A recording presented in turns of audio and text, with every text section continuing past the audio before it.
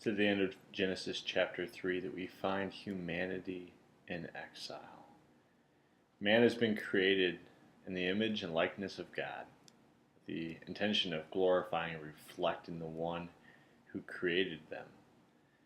And then, they're called to work the ground, to work in the garden.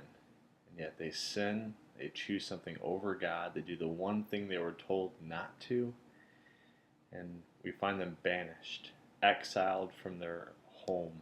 They're exiled from the place where they walked alongside God. It says in Genesis chapter 3, verse 21, "The Lord God made garments of skin for Adam and his wife, and clothed them. And then the Lord God said, 'The man has now become like one of us, knowing good and evil. He must not be allowed to reach out his hand and take also from the tree of life and eat and live forever.' So the Lord God banished him from the Garden of Eden to work the ground from which he had been taken. And after he drove the man out, he placed on the east side of the Garden of Eden a cherubim and a flaming sword flashing back and forth to guard the way to the tree of life." And so now humanity will not live forever.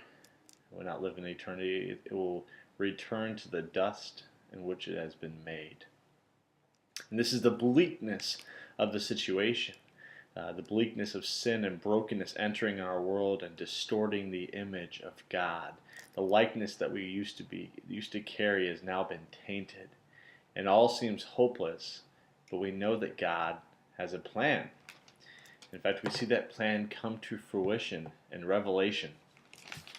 We find in chapter 20 of Revelation, John, the beloved disciple, says, "I saw an angel coming down out of heaven, having the key of the abyss, and holding in his hand a great chain.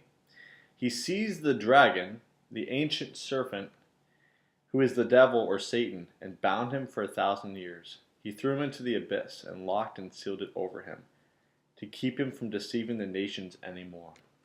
And so we find that serpent from Genesis chapter 3 finally being caught and imprisoned, finally being punished for being this great deceiver throughout human history. And then it gets better, because in Genesis chapter 22, that tree of life that we've been banished from, that we can no longer take fruit from to live forever with our God, that tree has been returned to us.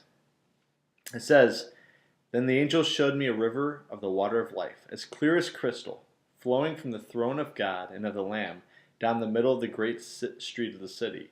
On each side of the river stood the tree of life, bearing 12 crops of fruit, yielding its fruit every month.